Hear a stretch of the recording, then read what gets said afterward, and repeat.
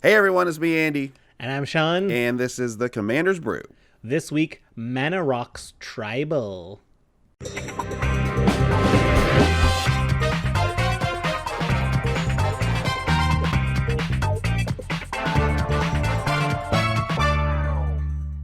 Hey everyone, thanks for watching here on YouTube. It's the Commander's Brew. We got another massive deck tech here for you, and it's going to be a great one. Thanks for watching. If you know what to do, if you want to help out, hit subscribe, hit us up in the comments down there. That all really helps. If you want to go the extra mile, you can check us out on Patreon, patreon.com/commandersbrew. You can help donate directly to the show, help us actually make the show, get in on our Discord, and help us brew these decks, just like we did this one today. We had a lot of help from our Discord, from our patrons. It was really great. So check us out, patreon.com/commandersbrew.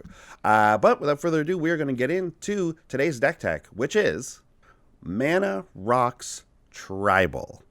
An interesting idea. I saw someone mention this just as like a joke, I think, somewhere in the past, and I was like, that it always stuck in the back of my head. And then, this week I was like, let's do this. Let's see if this is a real thing. So we put it up to the Discord. I had a pretty substantial list of stuff I figured I wanted to use. Mana rocks. But then we got some other amazing ideas, and we'll get to those as we move along here in the deck tech. But Mana Rocks Tribal. So obviously we're talking a lot of artifacts. We're talking a lot of sort of the like off the wall artifacts you wouldn't normally consider using, which is actually pretty fun. So let's talk about it. What do we want to do with this deck? We want to get a bunch of mana rocks out, and then we've got sort of our aim becomes twofold. We want to either make those artifacts into creatures and then kill our opponents with our animated mana rocks, which is great. Or we just want to use all that mana that's created by these mana rocks and cast some sort of huge big win condition, like a big X spell or something like that. Which, Sean, I know you're going to love. I can't wait. Like no matter what it comes down to, when we get to the Expo part, you have to read them. Yeah. Okay, so the best commander for this, I think, is kind of obvious. I mean, I think there's a couple you could go with, depending on what you're looking to do. But I think Syndra, Galvanic Genius, is going to be your best bet. And I'll just read her in a second because I have to. I always do this where I do it halfway through the show, where I figure out, we got to put this card up on the screen. Okay, here we go. Syndra, Galvanic Genius. She is Esper colors, so white, blue, black. She's a 2/2 legendary human artificer. You can pay blue, and target non-creature artifact becomes an artifact creature with power and toughness, each equal to its converted mana cost until end of turn. So this is a common theme. As I said, we're looking to animate our mana rocks. The key thing that a lot of this ability is we're going to see this ability show up on a bunch of cards. It's always non-creature artifacts, almost every time. So it's very important that we can't actually include that many artifact creatures because they don't really serve our purpose as well as we want. Because we want them to be able to tap for mana as well as then at some points become creature. So very important. And then she also has the ability, you can pay white-black and target artifact creature gains death touch and lifelink until end of turn. So because we're not really brewing around Syndra, and we have a really old Syndra episode where we did brew strictly around her, we actually don't like take as much advantage of the lifelink death touch lifelink thing as we could, because we're kind of focused on these other goals. But it's still a really nice ability to have. You can still gain some life off of this, or like, this is this makes a really great threat of activation for blocking and stuff like that. So just a nice bonus ability. It's really cool. Like, just off the top of my head, it would be cool if you were attacking with an animated Orzhov Signet. Because if your opponent decided to block it, you could tap it. I guess it would have to have vigilance. It'd have to have vigilance, yeah. If it had vigilance. Anyway, I hope you have vigilance in here. Probably not that much, but there's a lot of tapping these creatures. There's so much you can do with this deck, honestly. Like, I feel like we really only scratched the surface, and that was like a bunch of us putting our heads together. You know what I mean? That's what, so there's a lot you could do. Shout out to our Discord. Like, big time. I'll talk about this when I do my deck tech for the next episode. But man, we probably could have done 4 different decks. We just had to pick one to do. Absolutely. Okay, so I'll just get us going here, and I'll read some of these non-traditional mana rocks. So obviously we've got the classics, the Worn Power Stones, the Soul Rings, all that kind of stuff. But we've also included a few that you might not pop up in your everyday Commander deck. Tome of the Guild Pact. This is a better card, I think, than we gave it credit for, because I ended up really loving this one in my playtesting. Tome of the Guild Pact is the 5-mana artifact. It says whenever you cast a multicolored spell, draw a card. And you can tap to add 1 mana of any color. So the burn here is that we're paying a lot of mana for the ability to tap 1.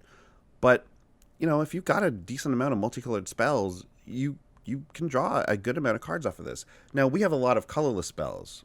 We're not maxing out on Tome of the Guild Pact for sure. But there are a decent amount, and you will, over the course of a game, you'll probably draw at least 2 or 3 cards off of this. So that's not bad.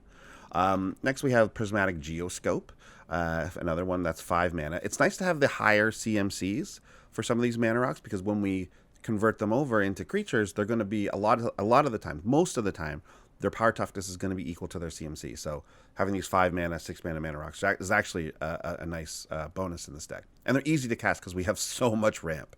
Yeah. So this one's 5 mana. It enters tapped, boo, but it has Domain. Add X mana in any combination of colors to your mana pool, where X is the number of basic land types among lands you control. This is a Commander's Brew deck, so we're running a ton of basics. We like our basic lands. So this easily taps for 3. So this is a Gilded Lotus that comes in tapped. So, a bit of a downside, but not the worst. For this deck, it's actually pretty good. Yeah. And then we also have a card which I think we may have underrated. This one surprised me the most. Empowered Auto Generator. 4 mana for an artifact that enters the battlefield tapped. Again, boo. Not great. Boo. Again, boo. Again, boo. But you tap it, you put a charge counter on it, and then you add X mana of any one color, where X is the number of charge counters on it. So, obviously it enters tapped. Like this is my problem with this card. They really didn't need to add this tapped thing. No way. It's completely unnecessary, because 4 to get back 1. Because a 4 mana to get 1 is bad.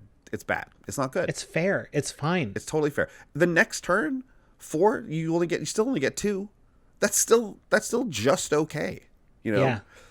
Only after that does this card really ramp up. So, and I guess on the third turn it becomes a Gilded Lotus that you saved 1 on. Yeah, exactly. So also fine. Also just fine. So you really have to get into it.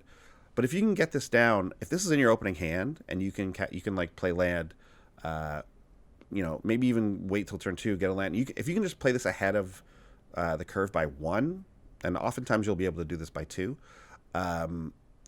This card gets really powerful, because you can get into the 4th, 5th, 6th turn of the game, and you're tapping this for like 5, 6 mana. It's wild. So anyways, a part auto generator, and in a deck that's like tuned to use it, this card can really go nuts. But it's not as bad as I think we thought at first. It's not amazing though still, but for CMC, we're happy with that.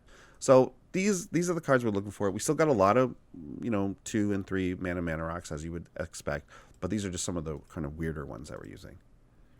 So let's talk about some stuff to bring these things back. Let's bring them back. And the first card, I feel like in another universe, you or I named this card. This is Dance of the Manch, short for mansion. Yeah, it is Mance though. It rhymes with dance. It is Dance of the Mance, but we love to abbreviate cards. Manch. Divination.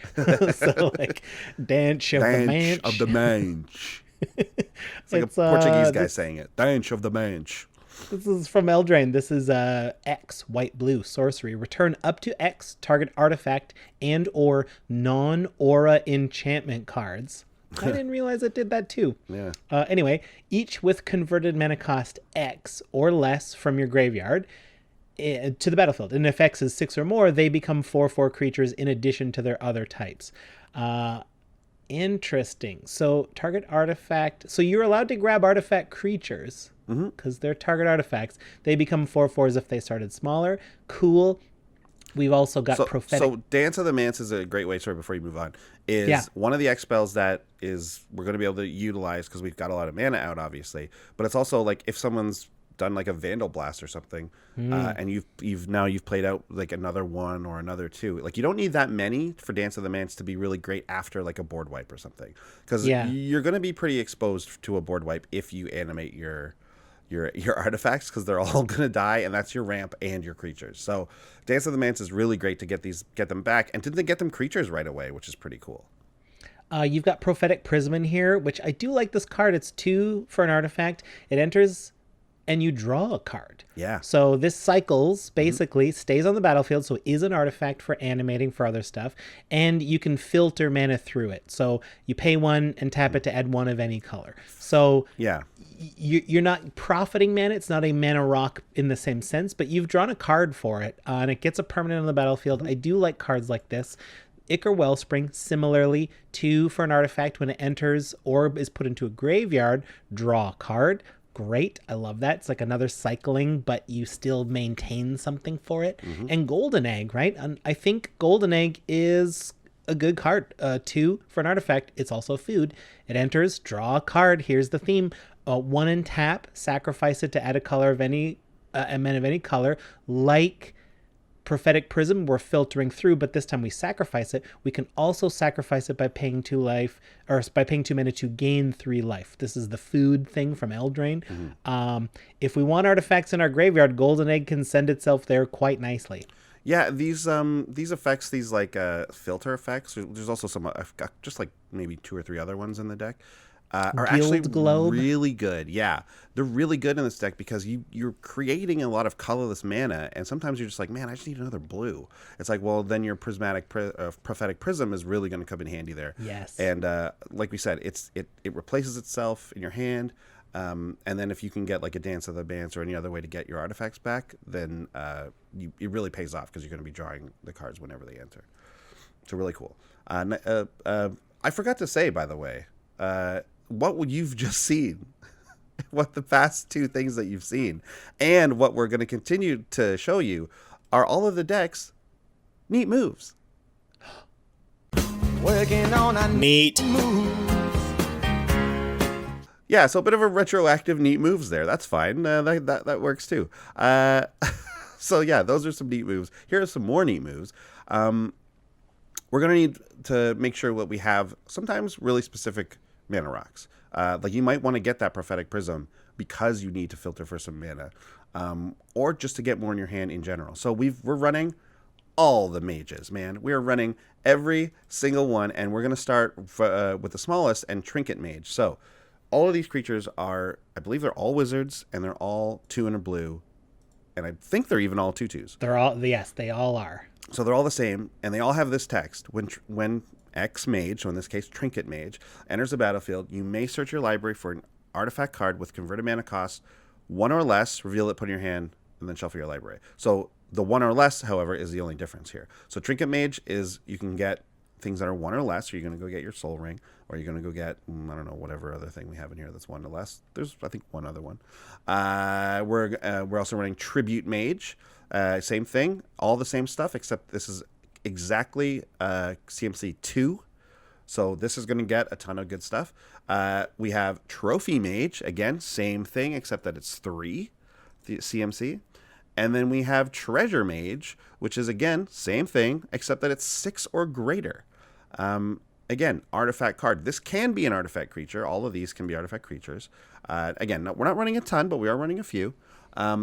Treasure Mage gets 6 or higher. So that 4 card package is going to basically let you get any other artifact you want from the whole deck. It's pretty sweet.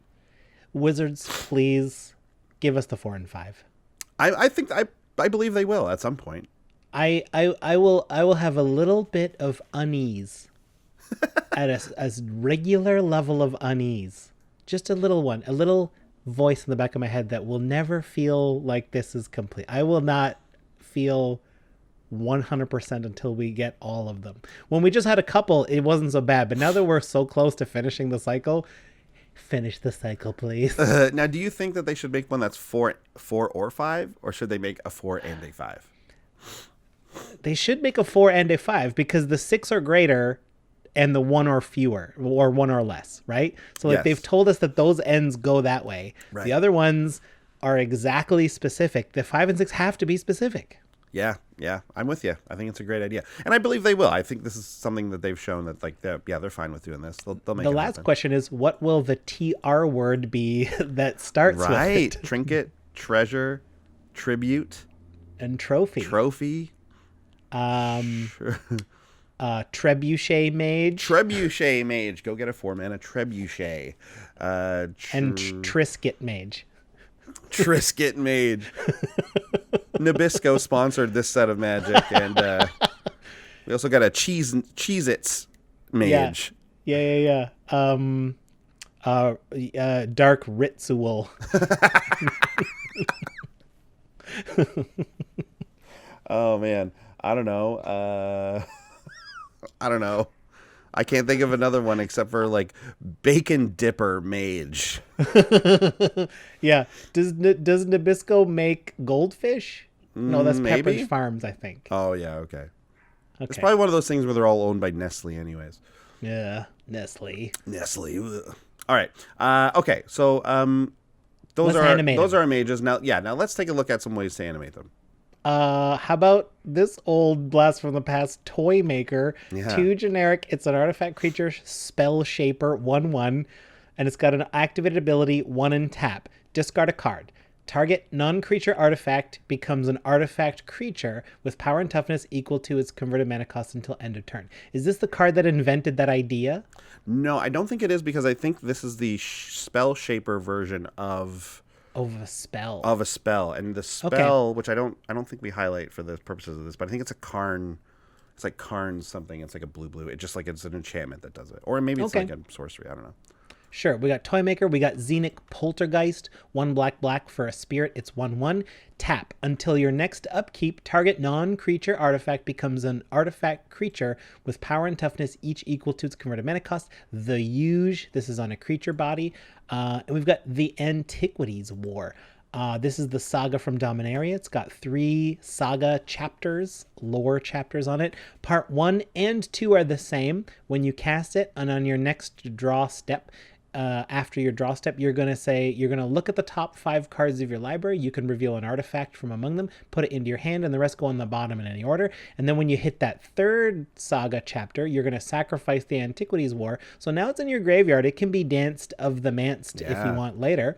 But part 3 says artifacts you control become artifact creatures with base power and toughness 5/5 until end of turn. And let me tell you, I played a little bit of this when Brawl was on Arena. I mean, it still is on Arena, but it's very paywalled up. But when it was like just having fun, this effect kind of comes out of nowhere. Like you can see it coming, but sometimes it's hard to appreciate those. Like, oh, you've got a lot of little 1s and 2s out there that are like prophetic prisms and golden eggs that aren't doing much, but you can suddenly have 40 power on the board out Yeah. of almost nowhere, which is you must like respect that. You must. And the 5/5s, like even in, like Commander, doesn't sound like a lot, but you get an army of 5/5s coming at you. You're like, oh, I'm just taking 30 damage from Yeah. these. Like I'm gonna die. That's I gotta. signif. Yeah, it is. Especially if you're doing less life totals as an experiment to see how this goes. 2020 and 2020. Yeah. Right. Okay. So I have to point this out. Sort of an animate little bit of a combo here. This is from Brandon. I can't tell if that's an uppercase I or a lowercase L, but it's our boy Brandon in our Discord. He pointed out a nice combination. So first we had March of the Machines, which was obviously an auto include in this deck. Its enchantment is 3 and a blue. It says each non-creature artifact is an artifact creature with power and toughness equal to its CMC. Great. That's the base ability that we want in this deck. This is what we're looking for. Auto include in the deck, obviously. But Brandon pointed out a nice little interaction with 2 other cards. First is Disciple of the Vault, which is a single black mana for a 1/1 human cleric. Whenever an artifact is put into a graveyard from play, you may have target opponent lose 1 life. So we're not super hard on this type of ability, but it can be something that will dissuade a board wipe if you manage to get someone at low life. So like I don't mind including this for this big payoff, which is then Pitiless Plunderer. which is whenever another creature you control dies, create a colorless treasure artifact token with sack, add mana. You know how treasures work. 3 and a black for the 1/4. So altogether, this is an infinite combo. Yeah. Where you just start sacking treasures, and because of March of the Machines, they are creatures. Yeah, because March of the Machines isn't like a sorcery or an instant that just happens. Like it's an enchantment effect. So every time Pitiless Plunderer makes a treasure, that treasure is a creature that when it dies, it will see that creature die and make another treasure. Yeah, exactly. So and I'm here's the reason why I'm willing to put these 2 cards in this deck where they seem like they kind of aren't really that good until they get together. Pitiless Plunder is actually quite good whether or not we get the infinite combo together, just because we're if we've animated them, right? If we've animated our artifacts, Pitiless Plunder is going to make it so that if there's a board wipe or something, that we are going to get a bunch of either creatures or just treasures back anyways, which is nice, right? Whether or not we have March of the Machines out, we're just going to be able to like, if we animate them, we're just going to be able to replace them with other artifacts. Now, you do need the thing that... actually, I think I just want to mention also March of the Machines, and this is like, it's like an automatic infinite combo because the tokens have 0 CMC, so they just die right away. Oh, you can't stop it. So you don't even actually... Yeah, exactly. However, for a lot of our other things, they're gonna become creatures that are CMC, or they're gonna become like 5/5s, right? So there's a lot of things that make a 5/5. So depending on what you have out, I actually think Pitiless Plunder is still just a great include in the deck in general. And then all we're throwing is Disciple of the Vault to make this combo happen. And like, you know what? This is a fine card. I'll include this. Like once in a while you'll be able to assemble this combo, and you'll be able to win. But it's not something that the deck is hard on aiming to do. It's just kind of a oops, I win. which I'm all for. And now a category called the Tezzerets. Tezzeret, Master of the Bridge, for blue-black, legendary Planeswalker Tezzeret, starts with 5 loyalties. You can either go up 2, down 3, or down 8, and has the static from all the War of the Spark ones. Do all of them have a static? Anyway, most of them do. This one says creatures and Planeswalker spells you have affinity for artifacts, which is excellent. Yeah. We're going to be able to cast things very cheap. Affinity just means they cost 1 less for each artifact you have, which is like super improvised. You don't have to tap them to get the mana worth out of them. So +2. Tezzeret, Master of the Bridge, deals X damage to each opponent where X is the number of artifacts you control. Gain X life. That's huge. Yeah. -3, return target artifact from your graveyard to your hand. It's fine. -8, exile the top 10 cards. Put all artifact cards from among them onto the battlefield of your library. I mean, I don't think we care about ever getting there. We're just going to keep +2ing until everyone's dead, right? Yeah, +2ing is really where you want to be. And yeah, I mean, I don't know. This guy's just all value, no matter what you do. He could just sit there on the board and be fine. Yeah. There's not a ton of creatures, but in planes, I mean, there's a good amount. Like, you're probably going to be able to affinity out something good, but we're not even really taking full advantage of that. This is just a pure value Tezzeret, where some of the Tezzerets do something more specific. So, as we'll see. We've also got Tezzeret, Master of Metal, for blue-black. Yeah. I mean, he's wearing like a black overcoat. Like, this is the most metal-looking one of the Tezzerets. He's quite metal. Starts with 5 loyalty, goes up 1, down 3, or down 8. Up 1, reveal cards from the top of your library until you reveal an artifact card. Put it into your hand. The rest on the bottom in a random order. Pretty cool. Automatically draw an artifact. -3, target opponent loses life equal to the number of artifacts you control. It's kind of like the more targeted, less... Like, it brings Tezzeret down version of that. And -8, gain control of all artifacts and creatures target opponent controls. I mean, I'm happy to keep +1ing. They're going to have to deal with this eventually, because if I get my -8 available, I will use it. just saying it, just putting it out there. I will use it. Yeah. And can you read our last Tezzeret, please? Our last Tezzeret is... there's a lot of silent letters in it. It looks like it reads Karn the Great Creator. This Tezzeret costs 4 generic and has the static ability activated abilities of artifacts your opponents control can't be activated. Mean. Yeah. No Sol Rings. Almost didn't no include it mana just rocks. because of that. Yeah, this one's, if your This one's opponent's going to get hated on. for sure. People hate this Deseret. Starts with 5, +1 until your next turn. Up to one target non-creature artifact becomes an artifact creature with the usual power toughness equal to the CMC, or -2, which we can't use technically in Commander. You may choose an artifact card you own from outside the game or in exile. I guess we could use it in exile. Reveal that card and put it into your hand. So normally people use this card to go get things from their wish board. If your casual meta allows a wish board, absolutely stack that stuff up with artifacts. But generally speaking, officially Commander doesn't have a wish board, so you could only get cards that have been exiled with it. Yeah, I would definitely suggest bringing a little like sideboard thing with you if you're going to play a card like this, because most metas are going to let you do it. I think most, like, if especially your home meta, they're probably going to be fine with it. But I think like really most people are going to be fine with this. The +1 is really why this is in here. This guy's going to get hated out. Let me just tell you, if this card this card is like maybe $5 or $6, you can cut this guy. But I'm just saying, it's just fun to know that there is a Deseret out there that's colorless and does all the Deseret things, but it has a whole other name. It's really great. Yeah. Okay, so let's talk about pumping up our creatures, or at least like caring about that sort of thing. Chief of the Foundry is something that once we get our mana rocks animated, he's going to make them a lot bigger. It's three generic for the 2/3. Other artifact creatures you control get +1/+1. Very straightforward. Master of Ethereum is going to not only do that, but it's going to become bigger himself. 2 and a blue for the Star, where Master of Ethereum's power and toughness are each equal to the number of artifacts you control. Trust me, this one gets big. Other artifact creatures, again, you control get +1/+1. Very nice. When we've once you like attack in and swing in and get a good pump going, one of the like kind of on board but a little bit out of nowhere win conditions that you can make happen is Vizkopa Guildmage. White black for a 2/2. There's 2 abilities. It's a Guildmage. 1 white black is target creature gains lifelink until end of turn. The other one is 1 white black. Whenever you gain life this turn, each opponent loses that much life. So also don't forget that Sidri has the top ability, the first one, the lifelink one, just for white black. So if you have Sidri out, you can actually just do that one for cheaper anyways. But you can stack that second ability. Whenever I include this card, I always make sure to make people know that they know that you can do that, because I didn't know that the first time I played with this card.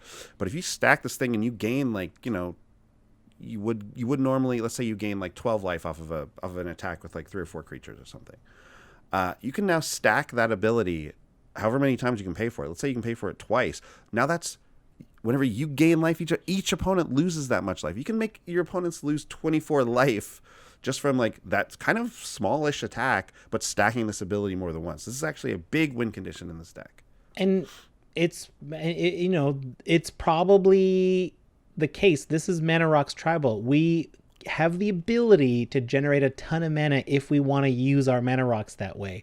So this is the deck that can stack that 3 or 4 times and still like give something lifelink and still put a threat on the board. Like, that should be fun. I would love to like stack it 4 or 5 times, then play like Scoured Barons gaining 1 life. And that's all. 5. You're just doing it that way. It's very inefficient. Oh man, that's a secret win. That's a great win, to kill someone by playing a gain land. Oh, just play the gain land. If you can keep doing it though, you can gain 1 life over and over again. This card just it's sneaky. It's sneaky powerful. Yeah. And like you said, like having that mana sink, this is an important thing in the deck. Can I talk about the X-Spells? Oh, please do. Okay, great.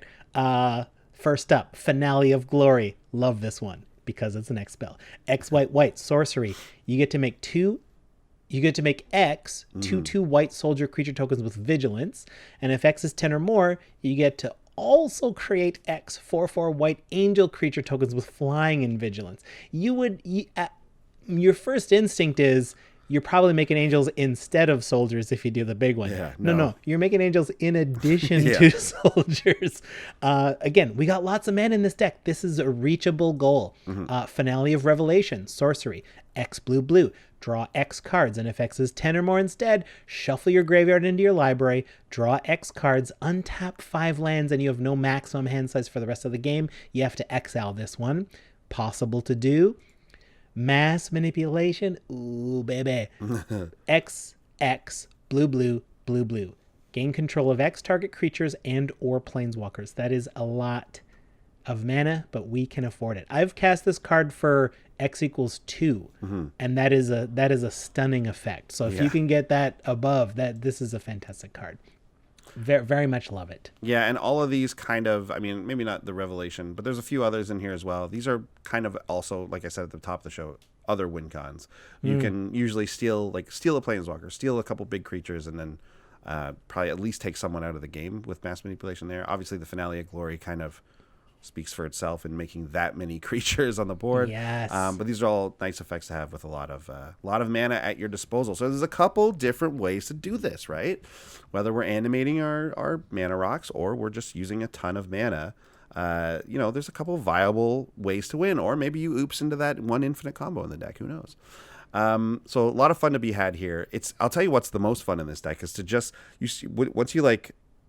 You play like your first mana rock, like the next turn you can really curve out and play like 3 or 4 of them at once, Wow. Because like you play one and then it taps, and then you play another one and it taps, and then you play one of those stupid ones that comes in tapped.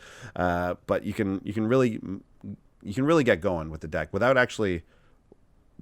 I mean, people are going to be threatened by that, but then you're going to be like, okay, gotta find a way to draw some cards here now. So card draw very important in this deck. Make sure you might even want to add a few more sources based on what I've put in the deck. Yeah. But that is the whole thing, which brings us to surprises and discoveries. And this one was a good one. I was surprised with how this card played. It was way better than I thought it was. It's Vidalcan Humiliator, 3 and a blue for a 3/4, and it has Metalcraft. So whenever it attacks, if you control 3 or more artifacts, which you just always will, creatures your opponents control lose all abilities and have base power and toughness 1/1 until end of turn. So this makes it a little safer for you to attack with your mana rocks when they're a little bit smaller, like if you got those 2 CMC ones, so they're just kind of being turned into 2/2s or whatever.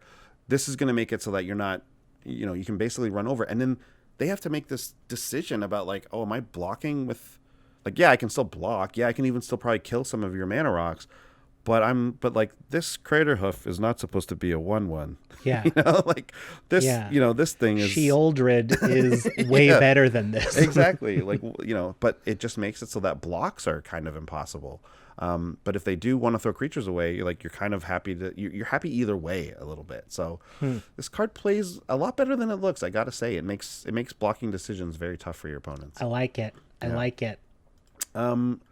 Gotta do a big shout out to our Discord helpers. We already mentioned Brandon, but Rafi of the Many gave us a couple of really great cards. Clockwork 12, Mondo, and T-Laser also in there, as well as some others. And just like, guys, really great help. Really fun getting in there and seeing all your suggestions and comments and stuff. And again, check us out, patreon.com/commandersbrew if you want to join in on that. Mm-hmm. Okay. Shall we do the budget report? We shall. This is where we take all of the cards and turn them into coins, and then animate those coins into the size of the number of cents that they are. Okay. Quite A quarter convoluted. is a 25-25 creature. Oh, wow, a lot of value there. Yeah. So you according to TCGplayer, you can find the link in the show notes there. The low price of this is $76. The market price $153. This is a lot, and I'll show you exactly why this is a lot. Again, we've left some cards in here that are expensive just to kind of highlight where they're at. And I would suggest cutting them, especially if you're like me and you're a budget player. But first is Deseret, Agent of Bolas. This card's like $15. And, Planeswalkers are tough to pull off in Commander. I would suggest, if you're looking to save money, definitely cut this one. But in case you're looking to have it, or maybe you already have one, 2 blue-black for the 3 loyalty, +1, look at the top 5 cards of your library. You can reveal an artifact card from among them, put it in your hand, rest on the bottom. good ability. That ability keeps coming up on different cards. Yeah, and specifically on Tezzerets, a lot of the different ones have these two abilities. -1, target artifact becomes a 5/5 artifact creature. Note that is permanent. That is not a temporary effect. So that's actually, and you kind of want that. That's actually good. -4, the ultimate, so to speak, is target player loses X life and you gain X life, where X is twice the number of artifacts you control. That can be a kill, and it's not hard to get to, right? So 4. So as far as these planeswalkers go, this one is really efficient in that it's only 4 mana. You can get to this ultimate, which actually is really threatening in this deck. You can get to it really quickly if you want. So like you would hold this card in your hand, I think, if you think that you're in a spot where you can protect it and win with it later, or you just get it down as soon as you can to start generating that card I Either way, $15 is pretty steep just for that ability. So like I said, I'd probably give this one a cut. Yep. The number 2 most expensive card, another Tezzeret the Seeker. 3 blue for a 4 loyalty planeswalker, +1, untap up to 2 target artifacts. That often will get you back some or all of the mana you've spent to cast Tezzeret. -X, search your library for an artifact of CMC X or less, put it onto the battlefield. So, I mean, if you can uptick a couple of times, it becomes a powerful tutor. -5, artifacts you control become artifact creatures, 5/5 until end of turn. Different Tezzeret abilities shuffled around. This one's around 10, 12, $15, depending where you go, which edition you get. Yeah, these Tezzerets are very good at what they do, and artifacts there are some broken artifacts that are key pieces of important combos. So like this tutor Tezzeret is very expensive. Yeah, and I've seen this be called the best planeswalker in Commander.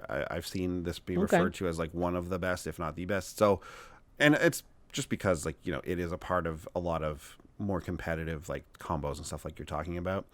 In this deck though, it's a little bit of extra mana generation with that +1, and like tutoring up a specific, like maybe you can tutor up your Master of Ethereum or something, or like again one of those, like maybe you just slam this tutor for the 4 mana like thing, and then you've got a bigger, the auto generator. Yeah, then you kind of got like a bigger one on the field. I don't know.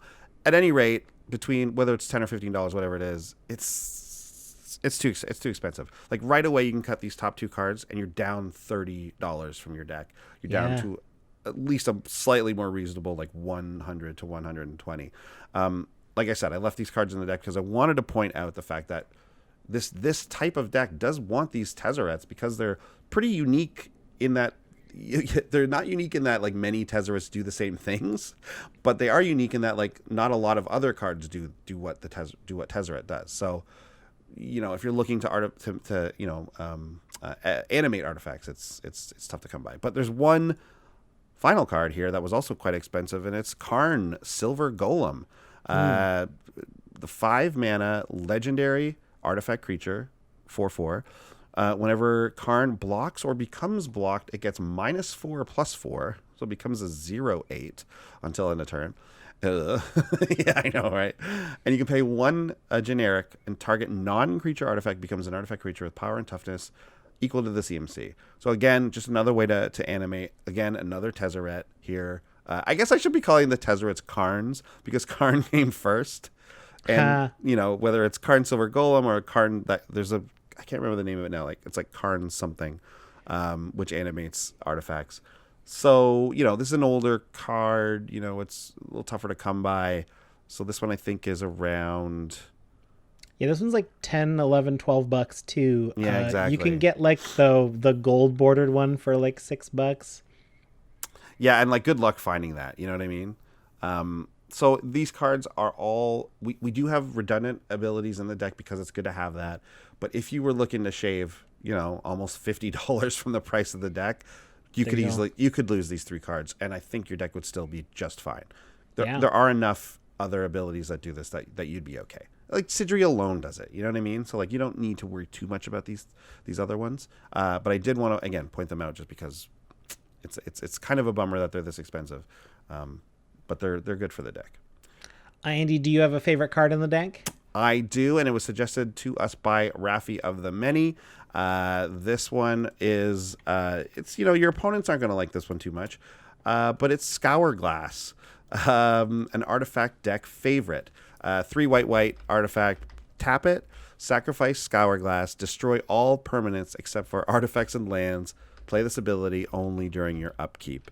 So if your opponent's boards are getting out of hand, or if you're, this turn you're about to make your big attack or something, bam, Scourge Glass can be a basically one-sided board wipe. And it's just great. Great addition by the Discord there. Lovely. My favorite card is from a recent Brawl deck from Eldraine. And I think we're finally seeing these cards drop in price a little bit. This is Shimmer Dragon, 4 blue. It's a 5/6 flying dragon.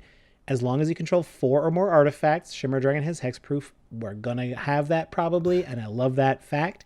Tap 2 untapped artifacts you control, draw a card. That's amazing. That's that works for any treasures you might have gotten too. If you're like, oh, I don't have anything to spend on these mana rocks, I'll draw some cards with them. That's great too. Remember things like Prophetic Prism or Golden Egg or those mana rocks that have a use, but not always. Shimmer Dragon gives them an all the time use. We're always going to be using them to draw cards until we need them for their original use. Yeah, so I thought of this card to include, and then was like, oh wait, never mind. This card's like $6-7. It's getting up there in the budget. I'm already including these stupid Tezzerets. Forget it. I'm not going to include it. And then it was suggested again by Rafi of the Many in our Discord, and then I took another look at it, and it turns out this card's like $1. So these are great. You're going to want this. So this is a great card. Grab it. Good choice, Sean. So there you go. Ooh. Mana Rocks Tribal. It's possible. It's a thing. It's real. Ooh. Yeah, and it's fun. It is. It's a lot of fun. It gives you an aim and then once you get once you have this aim, it kind of splits into a couple different goals. Do we want to attack with our guys? Do we want to just use the mana? Do we want to try for this combo? Whatever. So it's a lot of fun to play. A lot of fun to pilot. There's a lot of decision points. It's really good. Love it. Great. That's it for this week, everyone. Thanks for watching. Again, remember to check us out on our TCGplayer link below. You can get the deck. That's in the show notes of the audio show, or on YouTube. It's below in the show notes. If you are in Canada, though, check out wizardtower.com. Go there. Use our brand new coupon code and get 5% off an order $15 or more in Canada. Guys, we will see everyone next time with a brand new deck. See you later. Bye. Bye. Thanks for watching. If you love what we're doing, consider supporting the show by going to patreon.com/commandersbrew. And if you want to get any of the cards from our deck list, go to our TCGplayer affiliate link below. That helps us out too. And for a free way to help us out, consider sharing the show with some friends. Like and subscribe, add a comment or two. See you later. Bye.